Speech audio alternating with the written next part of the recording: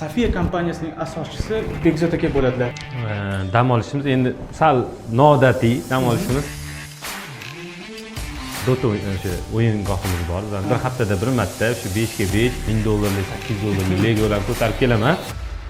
Mas'uliyatli inson bo'lish kerak. Mana shu ikkita omil eng muhimlardan deb bilaman. Bekzod aka, hozirgi kunda Safiya tarmoqlari nechta bo'ldi? Hozirgi paytda 145 Safiyadan tashqari bir qancha tarmoqlar ham bor. Masalan, Burgerni bor, yana boshqa loyihalar. Umid saroyi franshizasini O'zbekistonga olib keldinglar. Keyin shaxsan mendan so'rasa, 3 ta brendni Amerikaga olib kirgan bo'lardim. Birinchisi Safiya tarmoqlarini ochish qaysi yillardan boshlandi va bir yilda eng ko'p ochilgan tarmoq nechta edi? 2007da ochilgan bo'lsa, 2015gacha bizning nomimiz boshqacha bo'lgan. Dong'i Pichkat Madina bo'lgan. 2015-yilda birinchi Safiyani ochganmiz. Bu Central Nochaskida bo'ladi. Sizlarda bu oilaviy biznesda qiyinchiliklar, tushunmov Bir xil aytadi, biznesda kulkalar bilan ishlab bo'lmaydi. Safiya hozirgi kunda qaysi viloyatlarda bor? Samarqand qolgan. Qanaqadir bir hikmati bormi? Tarmoqlarni kuzatamiz va yaxshi brend deb bilamiz. O'ziga o'xshagan brendlarni izlaymiz-da. Bugungi suhbatdan rostini aytaman, o'zim bir olam energiya olyapman. Hayotda bir misol uchun mana har xil taomlar bor. Men sushi hayotda yeb ham ko'rmaganman. O'zbek taomlarida mana manti hayotda yeb ko'rmaganman. Nochkari yemaganman. O'g'irliklarni qanday qilib oldini olasizlar? Kayden orqali bu narsani tubdan yo'qotdik. Oyligimdan 15 ming olib qolishdi, 10% olib qolishdi kecha qolganimga. Xafa bo'lmaysiz. 5 minut yo'q, kecha qolsa ishga kirilmaydi. O'sha kungi smenasi yo'qoladi, shundaymi? 200 ta odam, 2000 ta odam ishlab chiqarishda ishlaydi. 200 ta odam kecha qoladi. Oshpazlik bir o'g'irlarning kasbida. Assalomu alaykum hurmatli do'stlar, vatandoshlar. Biz bir guruh jamoadoshlar bilan birgalikda O'choq boshida dasturiga start bermoqdamiz va ilk qahramonimiz o'zimiz hurmat qilgan Safiya kompaniyasining asoschisi Bekzod aka bo'ladilar. Bekzod aka, assalomu alaykum. Assalomu alaykum, Bahrom aka, xush kelibsizlar. Rahmat, xushvaqt bo'ling. Akajon, vaqtingiz tig'iz bo'lishiga qaramasdan, qo'lingiz band bo'lishiga qaramasdan birgalashib O'choq boshida ovqat qilishga nima deydi? Rozi bo'lganingiz uchun minnatdorchilik izhor qilamiz. Sizga ham katta rahmat, shu hamma tashkillashtirib, shu bizlarni chaqirganingiz uchun, e'tibor uchun katta rahmat. Rahmat aka. Bekzod aka, o'zi ovqat qilib turasizmi bo'sh paytlari? To'g'risini aytaman, ovqat qilmayman. Qaniydi imkon bo'lganda, vaqtim bo'lganda ovqat qilardim. Nega desangiz, kinolarda ko'ramiz, sizni kuzatamiz. Xohlaysiz shanba oddiqlar, oilangiz ovqat qilishi, shu vaqtda ham har doim ham bunaqa vaqtimiz bo'la olmaydi. Xo'p, demak navbatdagi savolimiz, odamni odatda dam olishda turli xil hobbisi bo'ladi, turli xil ishlar bilan bo'sh paytda dam oladi. Siz bo'sh paytingiz nimalar bilan vaqt kechirasiz yoki nima qilib dam olasiz? Dam olishimiz endi sal noodatiy dam olishimiz sababi biza balkim yoshimizgami Dota o'sha o'yingohimiz bor. Bizning kompyuter o'ynaymiz. Bir haftada bir marta shu 5 ga 5 bolalar bilan o'yin o'ynaymiz.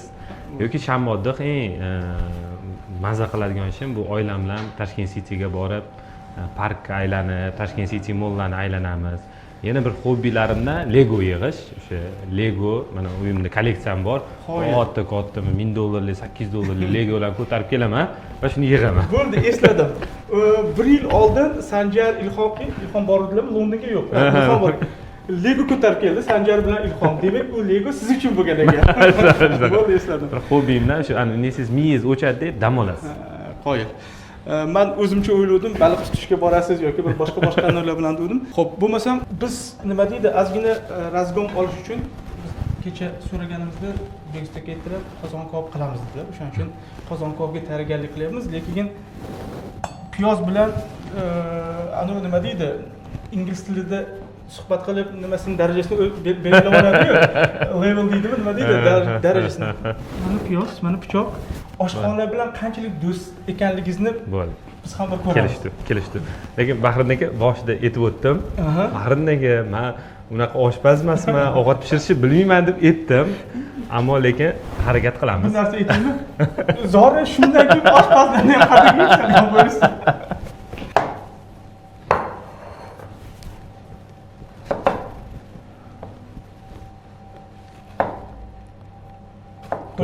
Qo'lingizga hushyor bo'laverasiz. To'g'ri. Yaxshi, har qalay oshxonaga aloqangiz borligi bilinib turibdi. Chunki ba'zilarda yupqa qalin aloqa zo'r edi. Shunaqa. Bir tekstda chiqishi zo'r. Bekzod aka, hozirgi kunda Safiya tarmoqlari nechta bo'ldi?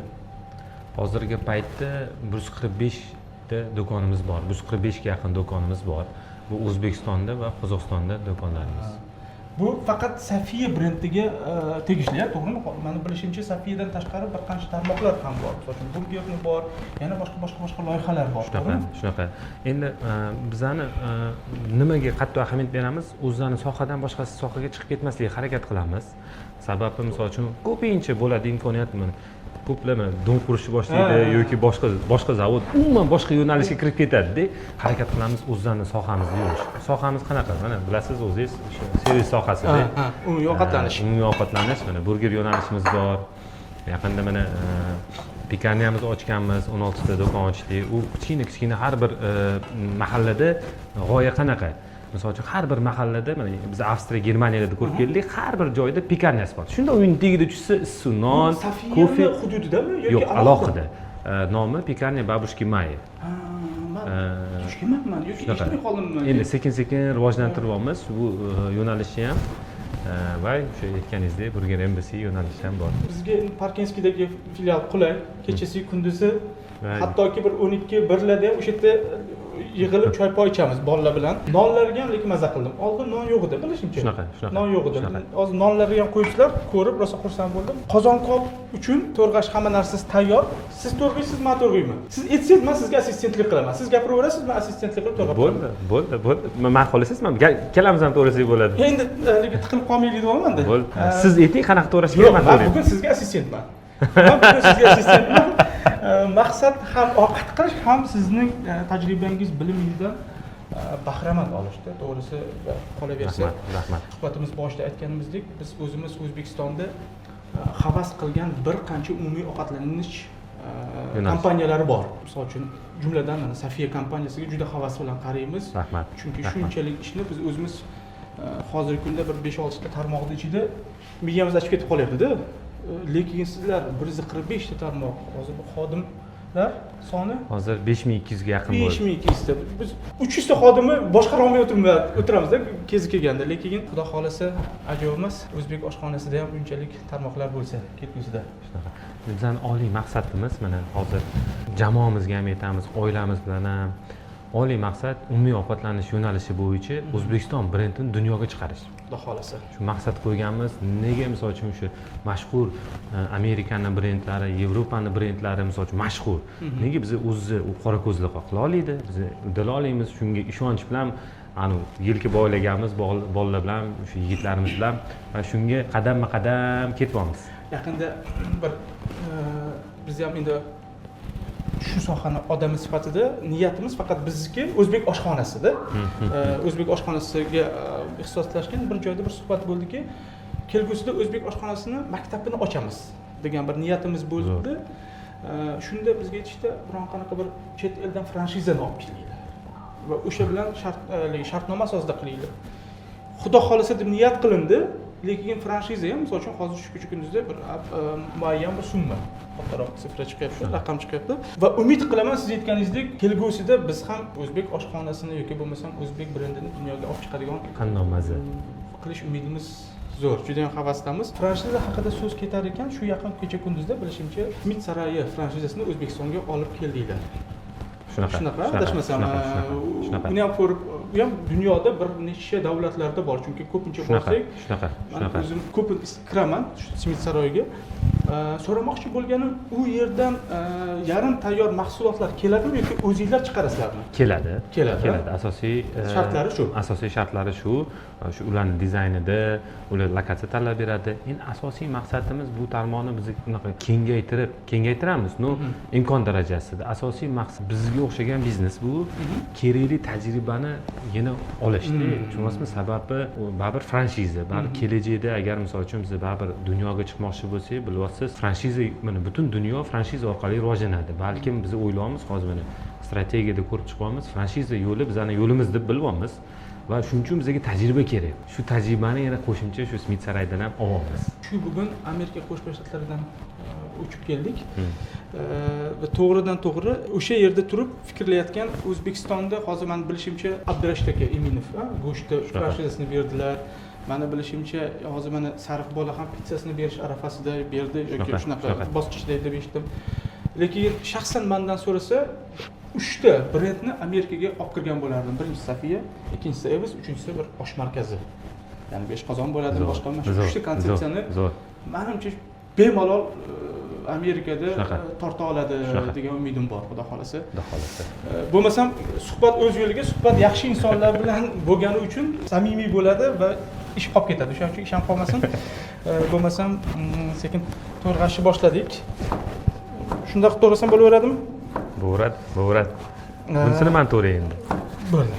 Keling, siz to'rga bersangiz, men qozonga kelib turaman bo'lmasa. Bo'ldi, kelishdi. Bekzod aka, adashmasam, Safiyani ilk tarmog'i bundan 25-26 yil muqaddam. Bu 2009-yil ekan. Medgaradokdagi birinchi filialida, adashmasam. Shunaqa. Medgaradokda 2007-yilda ochilgan va bu mana misol uchun 3-avlodmiz biz. Korxonani rivojlanib kelayotgan 3-avlod. Xo'p.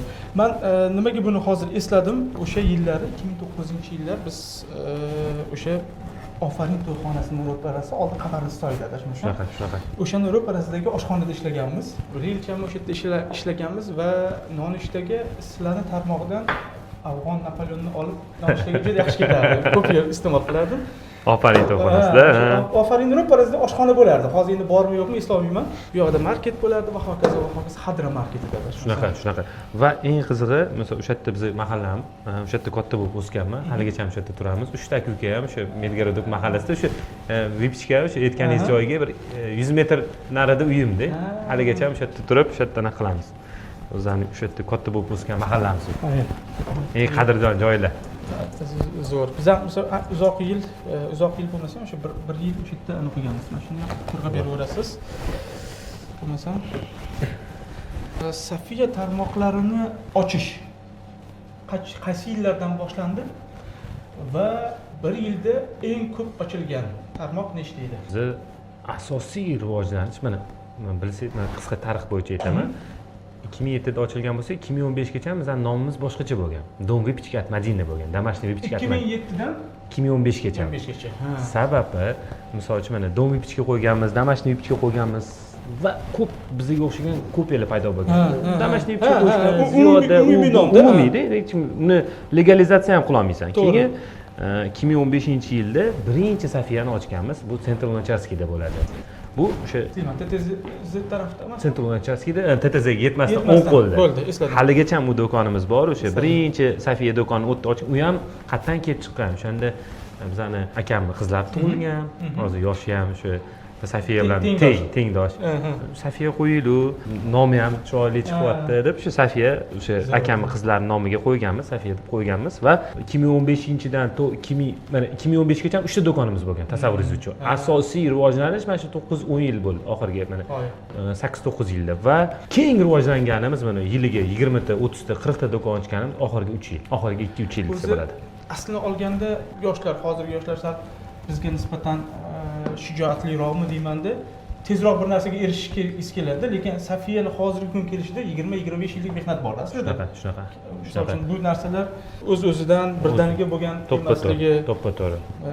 yoki bir natijaga to'ppa-to'g'ri. Har bir g'alabani ortida ko'plab mag'lubiyatlar. Shunaqa. Ota-onamiz bizga fundament qurib berishdi-da. Misol uchun bir g'oya qilib, do'kon tashkil siz aytganingizda birinchi Medgaradok ochib, mahsulotlarning turi, nomi, tizim, shularni hammasini qilib bir mana 3 ta do'kon qildik, Tsumda ochdik, Yangi Toshmayda ochdik va Medgaradokda. U Damashniy Vipchka.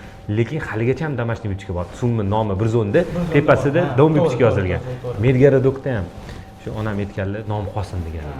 Bu tarix deganlar. Birinchi o'sha men nomimga qo'yilgan Damashniy Vipchka at Madina bo'ladi. Tursin deganlar. Bu yerda haligacha ham turadi. 2 ta do'konimiz bor, Dom Vipchka hali ham at Madina turibdi. Bu yerda aytmoqchi bo'lganim, ota-onamiz shu aytayman, siz aytganingizdek bekor emas, 25 yillik mehnat turibdi. Fundament qurishgan, keyin endi bizni ana tizimlashtirib, katta tarmoqga harakat qildik aylantirishga. Davomli bo'lsin. Amin. Aytganingiz kelsin. Rahmat. Va havasli har doimgidek. Shu o'rinda bir savol tug'iladi.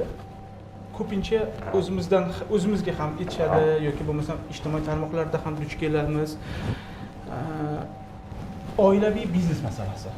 Kimdir deydi biznesni iloji boricha begonalar bilan qilgan yaxshi, talab qilish ham oson bo'ladi va hokazo va hokazo. Kimdir esa oilaviy bo'lgani yaxshi deydi. Ya'ni sizlarda bu oilaviy biznesda qiyinchiliklar, tushunmovchiliklar bo'lmaydimi? Juda ham zo'r masalani ko'tardingiz.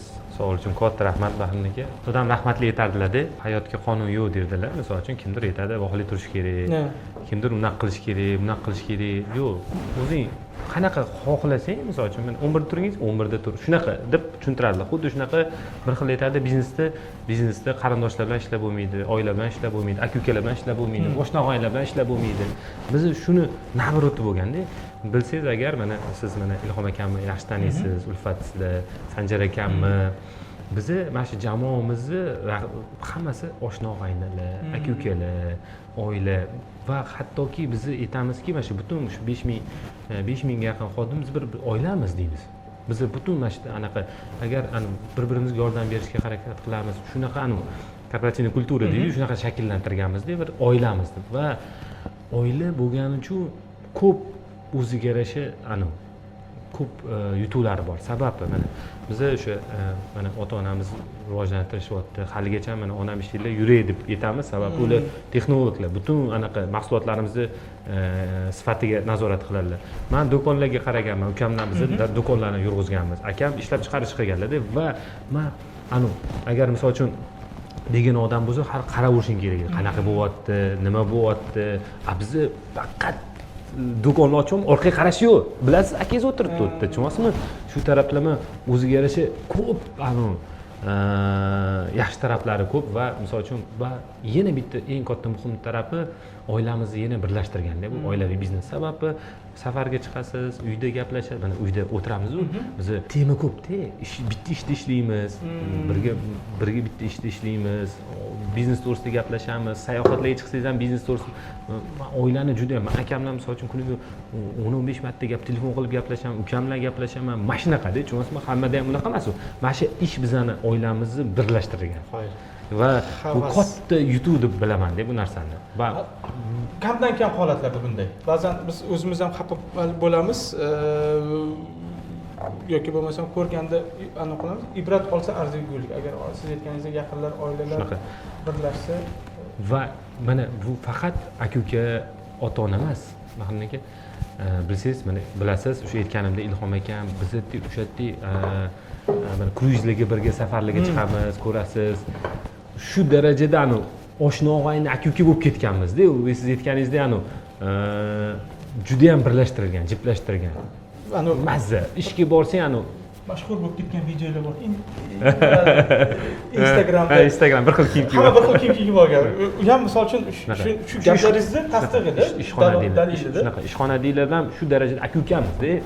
Uni muammosi bo'lsa, yo bizning muammomiz bo'lsa, bir-birimizga yordam beramiz, yelkamadosh, bir-birimizni qo'llab-quvvatlab rivojlantirishga harakat qilamiz-da. Ishga emas, xuddi bir maza qilib ishlanadi-da, u muhitda.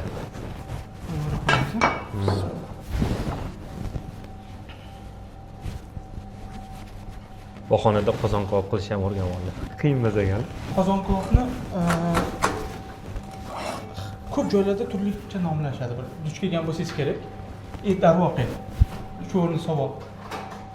Safiya hozirgi kunda qaysi viloyatlarda bor? Deyarli hamma viloyatda bor. Faqatgina bitta Samarqand qolgan. Hozir Guliston ochilishi kerak. 20-30 kunda ochiladi. Bo'ldi, hamma viloyatda bor. Samarqandda yo'q ekan deb eshitdim va buni qanaqadir bir hikmati bormi yoki Samarqandda endi hikmati bir yaqin akamiz bor, do'stimiz bor va ularda ham bir sohadamiz. Bitta sohada bo'lgani uchun o'shandan bir kirmasligiga niyat qilgan edik. Lekin hozir shu telefonlashib gaplashdik. Ular o'zligi aytishadi, "Kiringlar, nega kirmaysizlar?" deb. Endi nuqtai nazardan biznes etika deydimi? Shunaqa. Biznes etikada kiringlar deb. Axir baribir shu bitta dona do'kon ochishga rejalashtirdik. Sababi endi biz milliy maqsadimiz milliy brendga aylanishdi. milliy brend uchun har bir viloyatda bo'lishingiz kerak. Lekin misol uchun mana hozir Andijonlarda 2-3talab ochyapmiz. Har bir viloyatda уже 3-4talab ochilyapti-da, u yerda bitta o'zi yetadi. Faqatgina shu bozorda bo'lishligi shu o'zi kifoya bizga. Qozon kabobni Namanganda qotirma deb nomlasa, Farg'onada pirojok deb nomlaydi. Toshkentda qozon kabob, Xorazmda yana bir boshqacha deb nomlaydi. Men eshitmagan ekanman. Hamma joyda turlicha. Ya'ni ba'zi joylarda hatto vengerka degan jumlalar bor. Ya'ni tayyorlash texnologiyasi deyarli bir xil.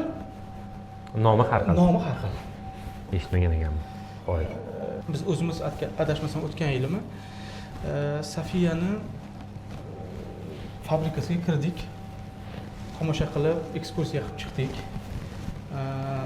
O'sha u yerda hozir tizimlashtirilgan hasb, adashmasam, hozir ISO 22000 ga hasbga harakat qilyapmiz va o'sha kayzen juda ham chuqur kirgizishga harakat qilyapmiz.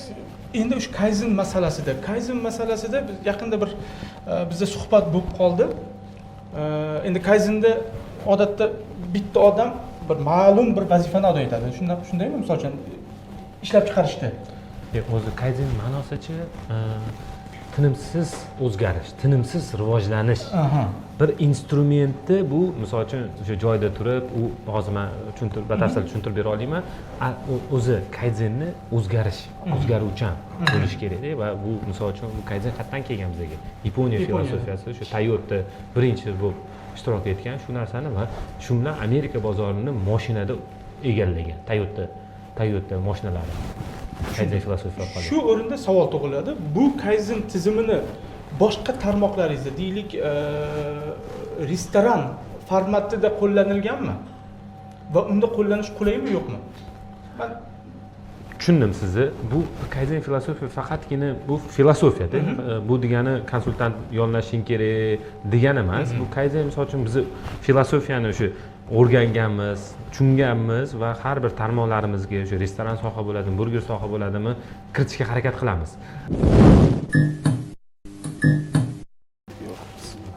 Qo'yaveramiz. Mana bo'ldi.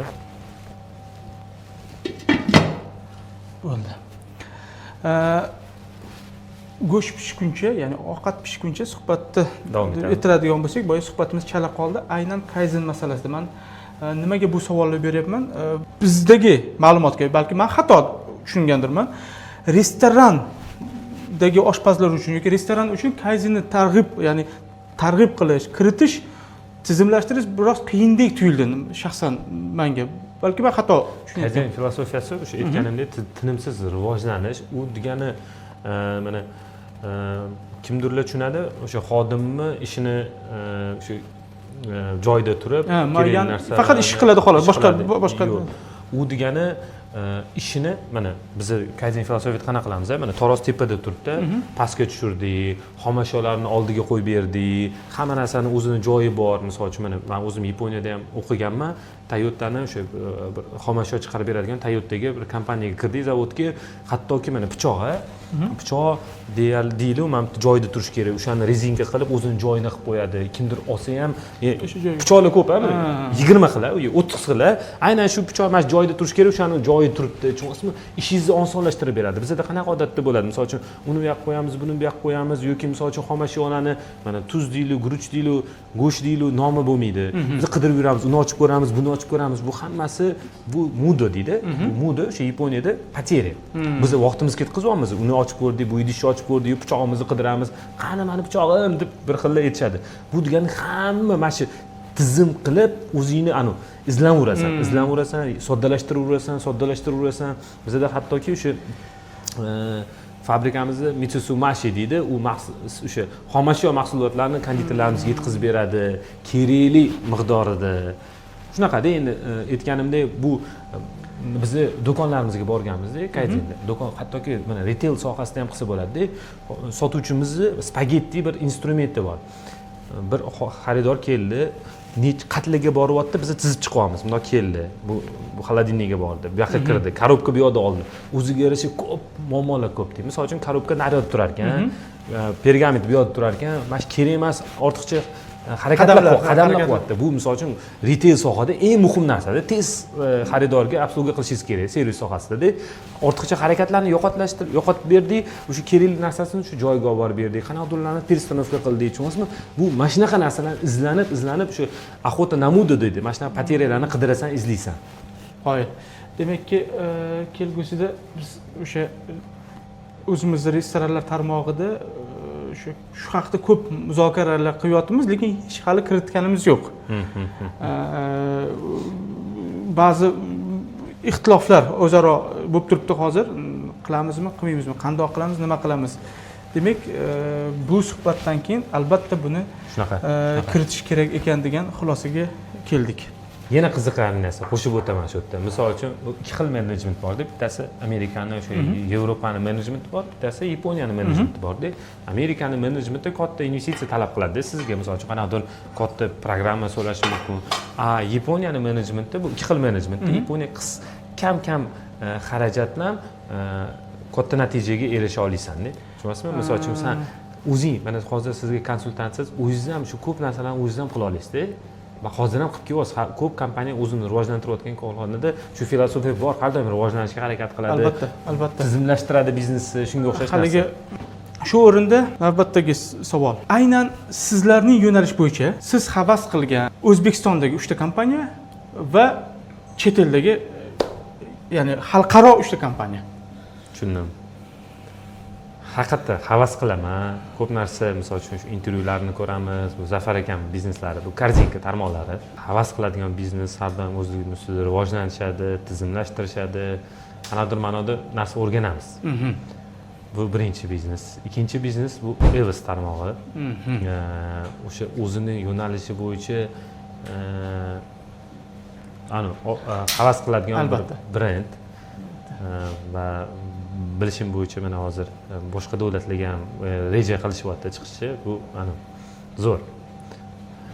Va uchinchi brend bu Bon tarmog'ini Bekzod do'stimni o'sha biznesini hurmat qilaman, sababi shu chet ellik brendlardan umuman qolishmaydi. Albatta. O'zingiz ham bilasiz. Albatta.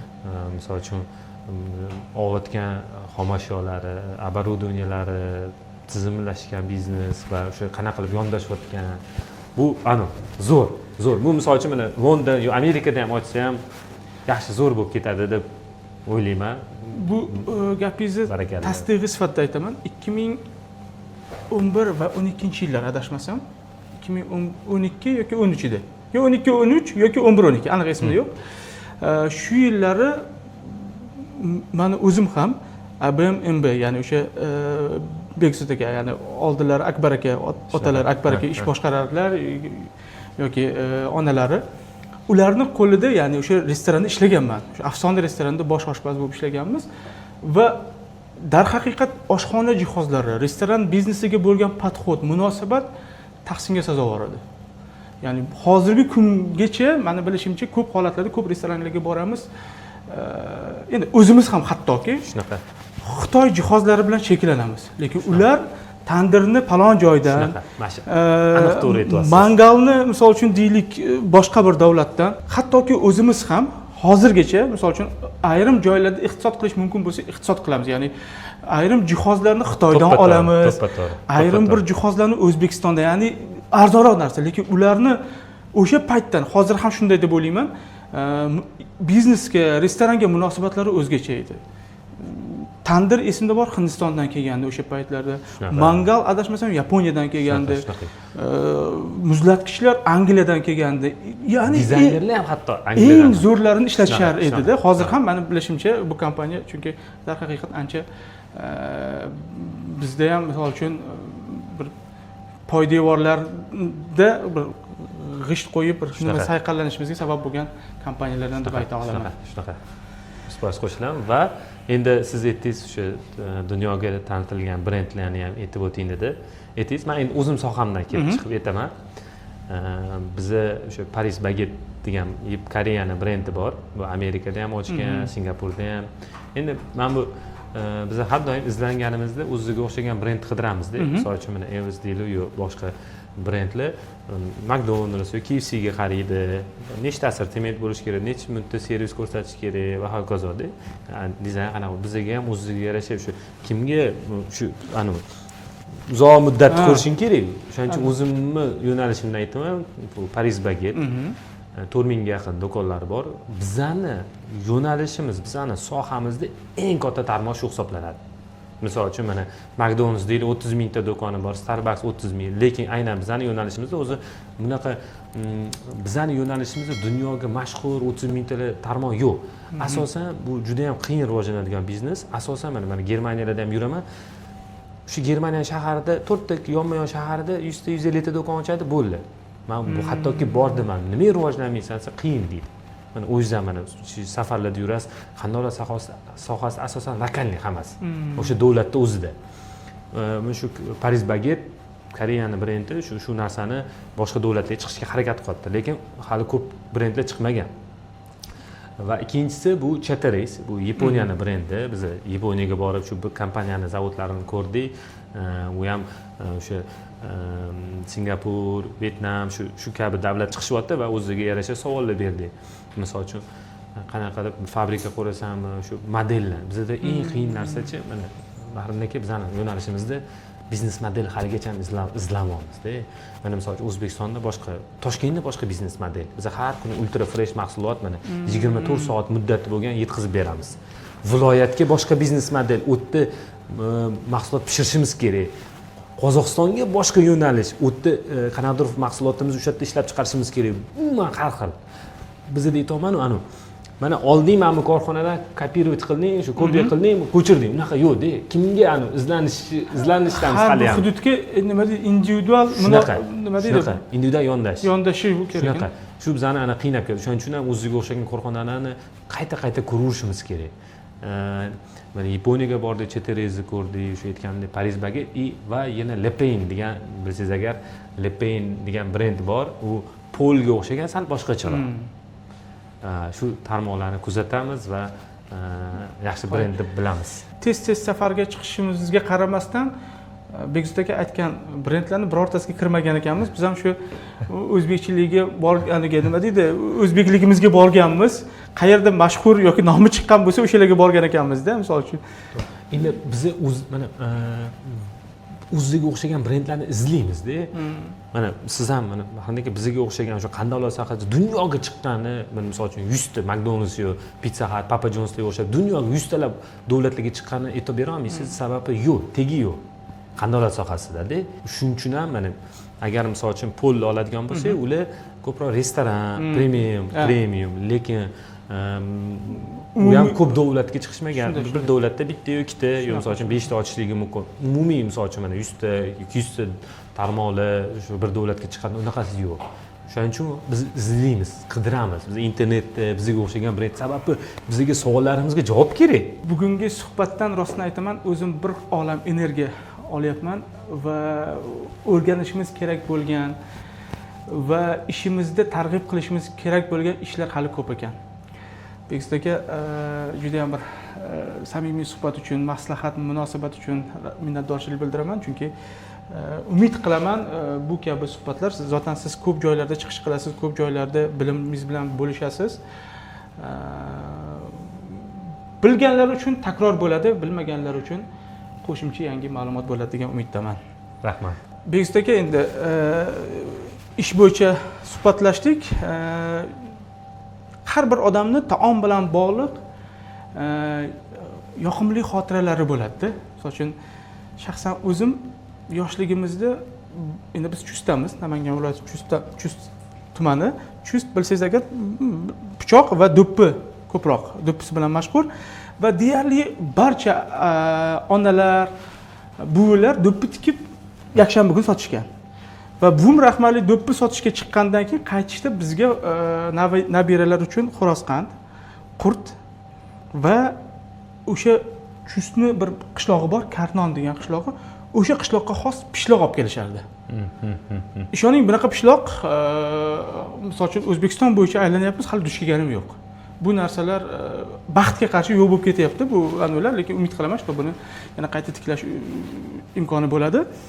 Ya'ni sizda ham bir taom bilan bog'liq. Men o'zi bir qiziqarli narsani aytib beraman. Oilamizda bitta men shunaqaman. Menda bir menyumda bir adashmasam bir 20 ta taom bor. Hayotda bir misol uchun mana har xil taomlar bor. Men sushi hayotda yeb ham ko'rmaganman. Yeb ko'rmaganman yoki misol uchun Yaponiyada o'qib sushi yemaganman yoki misol uchun mori produktlarni ustritsa tatib ham ko'rmaganman-da. Bir 20 ta taom bor, o'shandan o'tolmayman. Bu o'zimni majburlay olmayman-da. Misol uchun mana o'zbek taomlarida mana qozon kabob yaxshi ko'raman, osh, shashlik, lekin o'zbek taomlarida mana manti hayotda yeb ko'rmaganman. Yoki misol uchun mochichkiri yemaganman. Shunaqa aytaman, uydagilar yoshligimda rosa gap eshitardim. Yetim o'zim majburlay olmaganman. Hozir ham misol safarlarga chiqsam 20 ta o'zimni taomim bor, o'shandan o'tolmayman. Tailandlarga ham borsak, bir xillar bo'ladi-yu, taomni yeb ko'radi, gurman. Men unaqa emasman. O'zim shu taomimdan tashqariga chiqishim kerak emas. Va o'sha qiziqarli narsasi yoshligimda buvimnikiga, o'sha hoji buvim deymiz. Hoji buvimnikiga ko'p borardik. Biz yoshligimda 11 yoshimdan men ishlashni boshlaganman. Akam 13 yoshda biz o'sha yerda sotuvchi, Mergarda sotuvchi bo'lganmiz, kassir bo'lganmiz. Esimni tangam bilan ishlaymiz va onam ham Adam ham ishda bo'lishardi, onam o'sha do'konni yurg'izardilar va ko'pincha maktabdan keyin hoji buvimga kelardi. Ular ham o'sha orqa mahallada turardilar va har doim bizga shu mana shu xotira esda yodda qolib ketgan. Men endi shundan katta bo'lganman. Kartoshka fri, tuxum, anaqa sok chiqarib berishardi. Shu yoqimli anaqa taom va hozirgacha ham mazza qilib yeydigan narsam bu kartoshka fri, tuxum. Xo'p. Men rost aytsam o'zim uchun yangilik bo'ldi. Siz safarga chiqqanda ham falon ovqatlarni yemasligini ko'p joylarda safarga chiqqanda yoki taomdan qiynaldim deyshadi. Meni o'zimning fikrim kam safar qiladigan odamlargina taomdan qiynaladi. Shunaqa. Ko'p safar qiladigan odam doim taomlarga va vaziyatga, muhitga moslashadi. Albatta, haligi umumiy cheklovlarimiz bor, umumiy haligi nima deydi, yeyish mumkin bo'lmagan taomlar bor. Men hattoki yeb ham ko'rmaganman. Onam aytadilar, bitta yeb ko'r deyiladi. Yo'mayman tushuntirman. Lekin sushi roll boshida yoqmaydi, lekin o'rganib qolsam, men o'zim uzoq yil yemaganman. Biz shu Moskvada ishlab yurganimizda yonimizda kechasi kunduz sushi qilishardi, aralash oshxona edi. Yemas edim, oxirgi yolg'on bo'lmasin, shu 5-6 yilmi, 7-8 yilning ichida yeydigan bo'lib qoldi. To'g'risi, oldilari xom go'sht boshqa deb iste'mol qilmasdik biz ham. Lekin bu o'g'il bola gap, shunaqa hayotda yeb ko'rmaganman. Bu meni bo'ladi-yu, yo'mayman. Ustritsalar bo'ladi. Ustritsa saldan aniqroq. Yo'mayman. Men o'zimning ovqatim bor, o'shandan o'tmayman.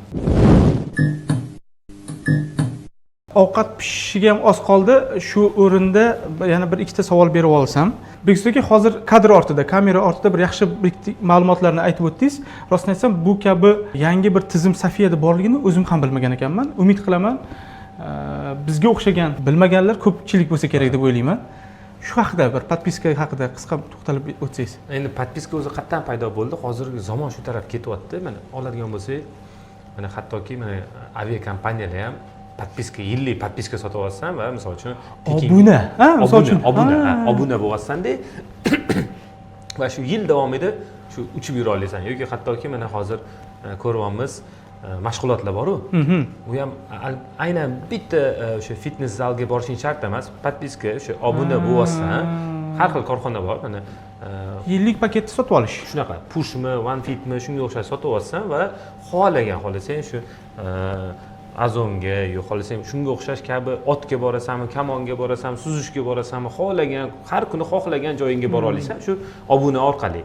Va bizning sohada ham shu narsa bu yengillik emas. Misol uchun shu Yevropada, men bilaman, Buyuk Britaniyada Preta Manager degan brendi bor va shu brendni o'zida adashmasam bir 300 endi katta tarmoq, dunyoning eng mashhur brend, $300 million faqatgina shu podpiska orqali, salkam shu $300 million podpiska orqali, shu obuna orqali pul topar ekan. Nima degani bu? Biz ham joriy qildik. Oylik obuna qahvaga kelasan, xohlagan qahveni tanlaysan. kunlik. Xohlasang kapuchino, xohlasang amerikani. Narxi mana 15 kunga 200 ming. 30 kunga 350 ming. Tasavvur qiling, agar har kuni cheklanmagan miqdorda yoki bormi bir kunda? yo'q, bir kunda bitta olinadi. Lekin misol uchun kofe o'zi hamma yoqda qanaqa? 20 ming, 18 ming, 25 ming, qayerda 30 ming sotishyapti-da. Endi siz olaylik o'rtacha narx 20 ming. 20 mingni 30 kunga ko'paytirsangiz 600 ming. Siz 2 barobar, deyarli 2 barobar 350 mingga siz misol uchun har kuni kofe ola olasiz. Xohlagan kofengiz. Endi bu narsa rivojlanib ketyapti. 2 barobar arzon. Men o'zim deyarli har kuni kofe ichaman. Bir marta emas, 3 mahal, 2 mahal. Mana bugun 2 marta ichdim kofeda. Bu misol uchun aytmoqchi bo'lganim, odamlarga qulay. Har kuni kimdir o'zini anaqasi bor, rituali bor. To'g'ri, Kofe olib, ayniqsa oxirgi paytlarda qahva ichish urfi O'zbekistonga ham tez jadal tarzda kirib kelyapti. To'ppa-to'g'ri va shu orqali nimaga bu qaror qabul qildik? Sababi bundoq qaradik. Shaharda 100 ga yaqin do'konimiz bor ekan, to'g'rimi? Deyarli o'sha hamma joyda do'konimiz bor, kimdir ofisda, kimdir uyini oldida, o'sha yo'llarga ketayotganda, uydan qaytayotgandagi shu orqali misol uchun biz yana ham mijozlarimizga qulaylik yaratyapmiz.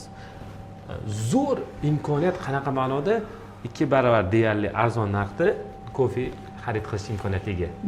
Yuqorida aytgan brendingiz o'sha Britaniya brendi, adashmasam, Britaniya brendi.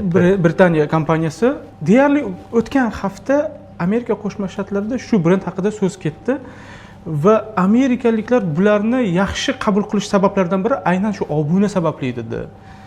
Ya'ni oylik siz aytganingizdek paketini sotib olar ekan va o'shani maqtashdi. Men shu vaqtda esimda qolgan shu. Yana zo'r qulayligi, mana qarang.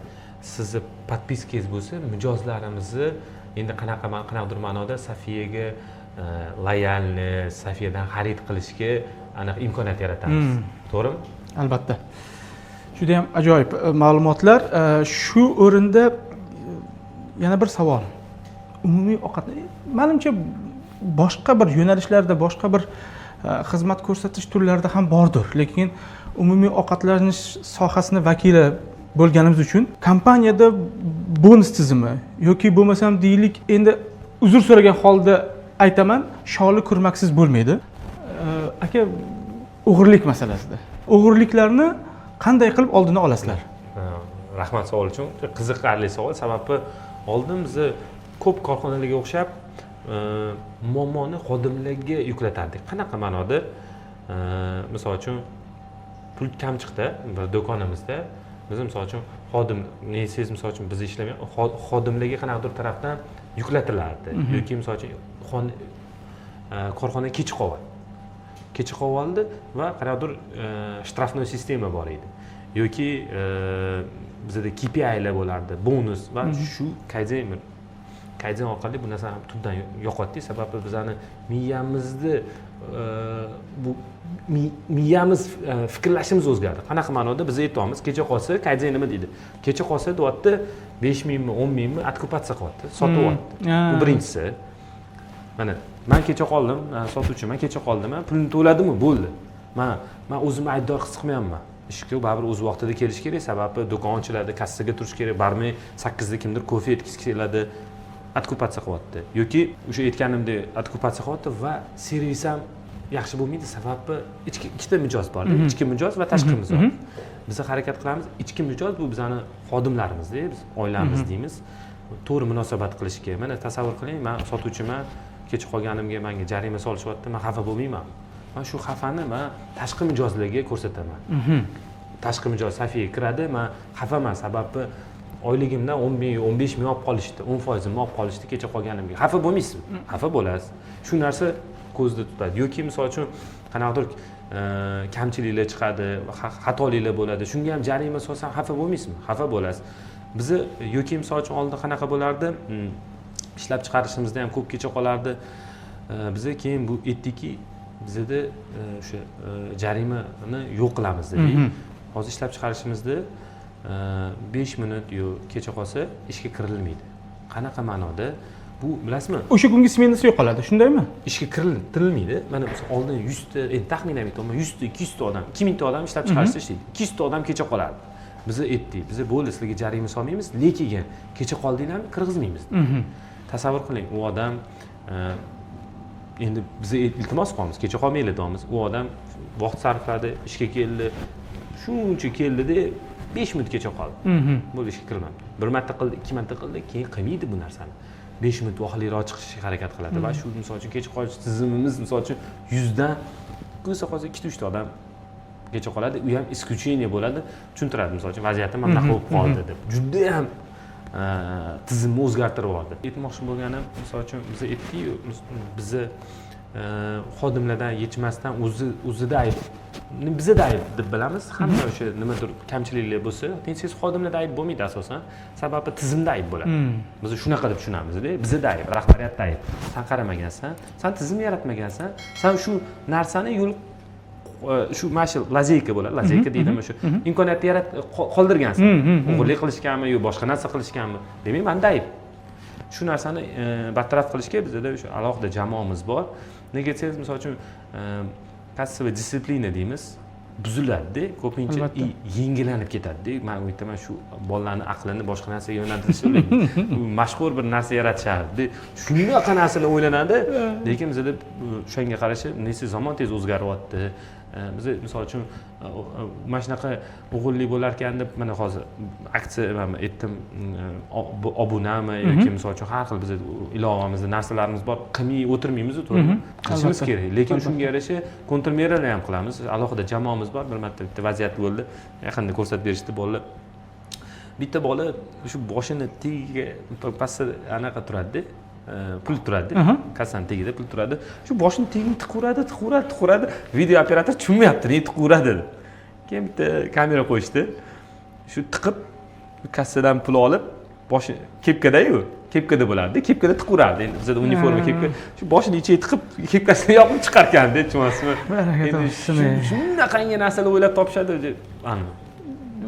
Baxtga qarshi boya yuqorida aytib o'tganimizdek, sholi kurmaksiz bo'lmaydi deganimizdek, bu kabi holatlar o'zimizda ham uchraydi. Men so'raganim sababi bunaqa masalalarda qanday bir yechim qilgansizlar? Chunki boya aytganimizdek, deyarli umumiy ovqatlanish sohasida eng ko'p og'riqli mavzulardan biri bu o'g'irlik. Hattoki men o'zim ham oshpaz bo'lib ishlab yurgan paytlarimizda o'zimiz ham o'sha nima deydi, hamkasblarimiz tomonidan o'g'irliklarga ko'p guvoh bo'lganmiz va qolaversa odamlarda ham shunday fikr jamlanib qolganki, ya'ni fikr shakllanib qolganki, oshpazlik bir o'g'irlarning kasbidek, ya'ni oyligini kam olgandan go'shtdan uxlatib ketgan yoki yog'idan mana shunaqa narsalar.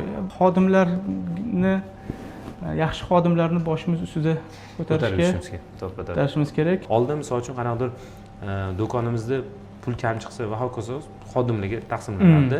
Bu butun umumiy ovqatlanishda bu xuddi shunday odatiy. Bu misol uchun safiya ishtirok etmagan. Hammada shunday. Deyarli hammada shunday. O'zimizda ham shunday. Shunaqa. Misol uchun pul kam chiqsa yoki mahsulot kam chiqadi, misol uchun chiqmasa, unda biz xodimlarga anaqa qilinadi. Biz uni bu kayzen filosofiya orqali buni ham yo'q qildik. Nimaga? Biz rahbariyat sifatida shu muammoni ildiziga kirib, nimaga unaqa bo'lyapti, agar kimdir o'g'irlik qilayotgan bo'lsa, shu o'g'rini izlashmaymizda, biz hammaga yuklatib qo'yamiz anu. Masalani oson yechimi. Eng oson yechimi prosta yuklatib qo'yamizda, bo'ldi. Men hech narsa menga bo'lmayapti, men hech narsa yo'qotmayapman. Aslida misol uchun shu balkim kimdir o'g'irlik qilayotgan bo'lsa, batda qayerdadir tizimni noto'g'ri ishlayotgan bo'lsa, shuni ildiziga kirib bartaraf qilish o'rniga oson yechimini qidiryapmiz-da, mani ishim chetda deb chetga o'tyapmiz. Bu noto'g'ri. Biz shuncha yil shu tizimda ishlab keldik. Keyin bu kayzen orqali shu tizimni ham tubdan o'zgartirdik. Hozir misol uchun qanaqadir muammo bo'lsa, butun rahbariyat yondashadi. Sababi u boshqa katta-yu tarmoq, boshqa do'konlarda ham kengayishi mumkin. Ichiga kirib, ichidan sug'urishga harakat qilamiz-da. Mana shu har doim kislorodlar yopiladi. Qanaqadir video nablюдениyadan ostatlantorni olamiz yoki misol uchun plombalar qo'yamiz. Chunki tizim zo'rlashib ketyapti. Oldimizda eng oson yo'lni tanladik. Va shundan keyin ham misol uchun hozir bizda o'zani endi baribir qanaqadir kam chiqishi mumkin, lekin o'zining normasi bor. Normasidan kam chiqmasa bo'ldi. Shuni yo'lga qo'ydik. Ishonasizmi? Anaqalar ham kamayib ketdi. Mana shu nega siz bizni muammoning ildiziga kirishni boshladik. Umumiy miqdorda protsentlarda, raqamlarda ayta olasizmi? Misol uchun umumiy savdodan yoki bo'lmasam oyiga nechidir foizgacha misol uchun ko'z yumsa bo'ladi. Undan ko'paysa man hozir chora ko'rishga aniq raqamlar haqida endi bilaman hisobotga siz endi odatda to'g'ri, man lekin hozir aniq raqamlarni bilolmayman, aytolmayman. Balkim o'sha YouTube qo'yganini kommentariyaga yozib yuborarman. Hozir sababi aniq raqam yo'q. 1% ham emas. 1% ham emas. 0.5% bo'lishi mumkin. Unda ancha yaxshi. Chunki men buni nimaga so'rayapman? Albattaki eng avvalo bu suhbatdan o'zim uchun ham, qolaversa kuzatuvchilar uchun ham ma'lumot va biz to'g'ri ishlashimiz uchun. Ya'ni kelgusida biz ham o'sha balki yana bitta savolingiz bo'ldi. Ikkinchi savolingizga javob, bizda shu KPI bonuslar yo'q. Biz deyarli hamma narsani shu metrika deymiz, hamma narsani kuzatamiz. Misol uchun fond oplata turida qancha bo'lishi kerak, tekuchi xodimlarni juda ham ko'p, har bir yo'nalish bo'yicha juda ham ko'p o'ziga yarasha metrikalar bor, biz kuzatamiz. Sababi o'sha bizga tushuntirishganda, qancha biznes katta bo'lsa, xuddi tasavvur qiling, mashina endi qiyin narsa emas, ikkita uchta narsalar turadi, to'g'rimi? Tam svet yoqish, tam va hokazo. Samolyot tasavvur qiling. Juda ham ko'p ma'lumotlarda bizning biznesda ham harakat qilamiz, shunaqa juda xuddi samolyotga o'xshab juda ham ko'p ma'lumotlar bo'lishi kerak. Sababi sen sezib turishing kerak. Qayerda nima o'zgarishlar bo'lyapti, o'shanga qarab choralar ko'rasan-da. Lekin bu o'zi aslida metrika nimaga qilinadi? Sen mana buni qilsang, senga men buncha bonus beraman. Bizda u tizim yo'q. Deyarli yo'q. Qanaqadir bir ikkita bo'limni atak, misol uchun bu tizimdan biz voz kechganmiz. Bu misol uchun bizning madaniyatimiz, bizning o'zini ichki madaniyatimiz va shu nimaga desangiz, misol uchun mana tasavvur qiling, bu qisqa muddatli motivatsiyada. Va eng qizig'i keyingi safar o'sha motivatsiyani olmasa, tarif ko'rdan tushib qoladi va biz nima hafsalapir bo'lib qolish mumkin. Mana bizni o'zimizni ishimizni a'lo darajada bajarishimiz kerakmi? Nimaga bonus berishimiz kerak, to'g'rimi? O'zi aslida bizda o'zi admin sohada mana hattoki premiya, bonus, KPI'lar bo'lmasa ham bizda tekuchi deyarli nolga teng. Ketmaydi hech kim. Agar bizni kimdir ketkazmasa, ketish mumkin, juda ham kam foizda. Mana aytmoqchi bo'lganim, ikkita yo'nalish bor. Kimdir premiya, kimdir misol uchun premiya bonusi. Biz yaxshi oylik beramiz, boshqa imkoniyatlar yaratamiz, safarlarga birga chiqamiz, boshqa narsalar bilan motivatsiya qilamiz, lekin oliy maqsadimiz yoki misol uchun shu dunyo qarashimiz, korxonani umumiy ovqatlanish, O'zbekiston brendini dunyoga chiqarish, birga misol uchun hamkasb qilib yelkama-yelka ishlaymiz, lekin misol uchun aytaman, premiya bonus qisqa muddatga yetadi. Keyin kamlik qiladi. Bir martalik, ikki martalik tetiklantiruvchi ukol. Shunaqa. U yog'iga ukol ta'sir ketsa, shunaqa. Ya'ni o'sha yallig'lanish boshlayveradi. Juda ajoyib ma'lumotlar. Savollar so'ngida Bekzod akaning bir kunlik ish vaqti deymizmi, rejalari, bir kunlik bir tuzasizmi? Misol uchun 6 da turishim kerak, 7 da bu yoqqa borishim kerak. Ya'ni ayrim tadbirkorlar shu 1 yillik savol. Ha, 1 yillik. 1 yillik. Mana Google kalendarim bor. Google kalendarida misol uchun hozir mana telefonni ham ochib bersam bo'ladi. Keyingi hafta nima qilaman, bir oydan keyin nima qilaman, nesiz rejalash, men o'zi yoshlikdan rejalashtirib yaxshi ko'raman. Akam hattoki aytadilar, "O, maza qilib yashamaysanmi, nima qilasan?" deydilar. Lekin men boshqacha insonman. Misol uchun akam boshqacha, men boshqaman. Ikki tarafi plusi minusi bor. Akalar bir xil ekanda. Demak, men ham o'sha akangiz bilan Coviddan keyin reja tuzmaslikka aniq qildim, to'g'risi. Men o'sha reja bo'yicha ishlab, kunim unumli bo'lib, o'sha foydali bo'lishini xohlayman, uning uchun reja qilishim kerak. 1 yillik reja qilaman. Siz nimaga anaqa? Yo'q, men boya aytganimdek, men Covid og'ir kechgandan keyin yillik rejalarni tuzmaslikka ahd qildim. Ahd qilmadim, ya'ni 1000 yillik reja tuzganimiz bilan ertaga nima bo'lishimiz ma'lum emas ekan. Ya'ni Covid menda og'ir kechdi. Shuning uchun ham yillik rejani emasda haftalik reja. Ha, misol uchun haligi bu yilga qilishimiz mumkin bo'lgan qanaqadir bir loyihalarni niyat qilamiz. Tabiiy. Lekin hammasi ipidan ignasigacha yozishga kelganda sal dangasalik qilaman shekilli. Bir xillari men aytaman, kerakmi deyman. Aytaman, o'zini plusi bor, minusi bor-da. Bu o'sha odamni o'zini tanlovi. Buni ham noto'g'ri deb bo'lmaydi. Albatta. Lekin misol uchun ikkalasini ham anaqasi bor. Men bu xillarni hech kim ramkaga solib qo'yadi. Juda ko'pchilik yozdi, ya'ni ko'p tadbirkorlar, misol uchun jumladan Hasan aka, Husan aka, Mamad Saidovlar yoki boshqa bir tadbirkorlar ko'p o'zlarini podkastlarida yoki bo'lmasam chiqishlarida aytadilar, yozinglar. Deyarli hamma muvaffaqiyatli tadbirkorlar yozishni aytadi. Xudo tanlov xohlasa. tanlov Xudo ikkalasi ham yomon anaqa deb bo'lmaydi, Xudo xohlasa. ikkalasi ham kimga sekin mos sekin bo'lsa. anaqa qilarmiz, yozishni boshlarmiz. Bekzod aka, yosh tadbirkorlar deymizmi, yoshlarmi motivatsiya olish uchun o'qish bo'lgan 3 ta kitob va ko'rish bo'lgan 3 ta kino. Ya'ni o'zingizni tajribangizda men to'g'risini aytaman, kitoblar hamchi, misol uchun men hozir bitta kitobni siz ham men ham o'qisak boshqacha tasavvurda bo'lamiz. Sababi hozirgi paytimizda menga o'zimga yarasha boshqa muammolar bor, sizda boshqa tasavvurni olishim to'g'ri. Xuddi shunaqa men o'zim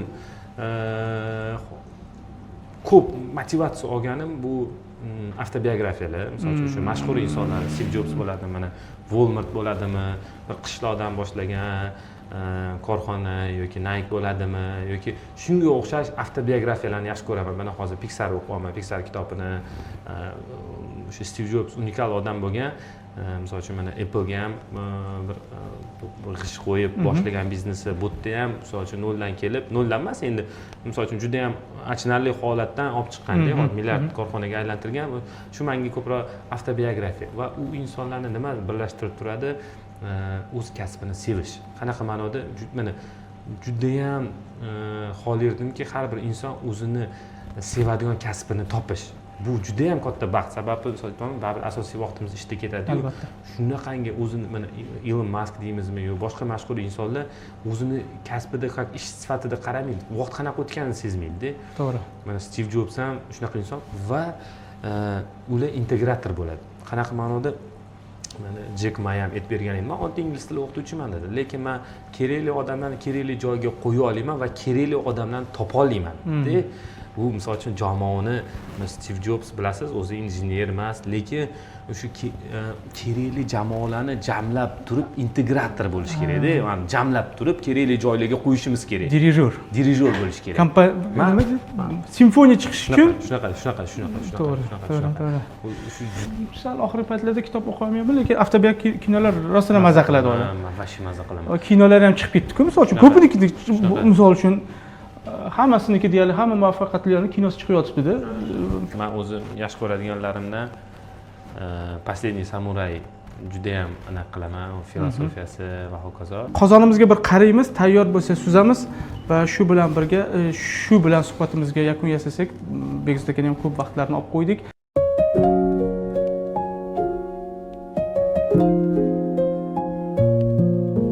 Boshlanchi aka. Siz boshlab bering. Endi siz-ku biz olavering aka, rasmiyatchilik qilmaymiz. Siz kam bo'lsa urushmaysiz.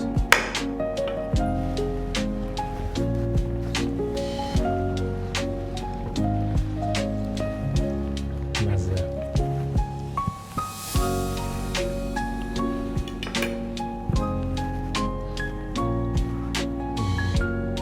Go'shtlari iliq bo'lib ketibdi-yu. Go'sht yumshatdim.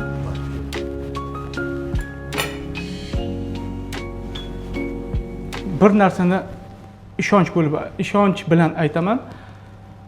O'zim uchun ko'p ma'lumot oldim. Umid qilamanki, tomoshabinlar ham ozmi ko'pmi ma'lumotga ega bo'lishdi, ozmi emas, balki ko'proq ma'lumotga ega bo'lish degan umidim bor. Bekzod akaga oilaviy totuvlik, kasblaringizda muvaffaqiyat va barcha samimiy tilaklarimiz sizlarga hamroh bo'lishini tilab qolamiz. Men ham qisqacha aytib o'tmoqchi edim. O'zi sizda inson bilan o'sha bitta yurtda yashashga menga juda ham faxr. Sababi aytaman, har doim sizni kuzatib yuramiz. Shu harakat qilasiz, shu oliy maqsadingiz bor.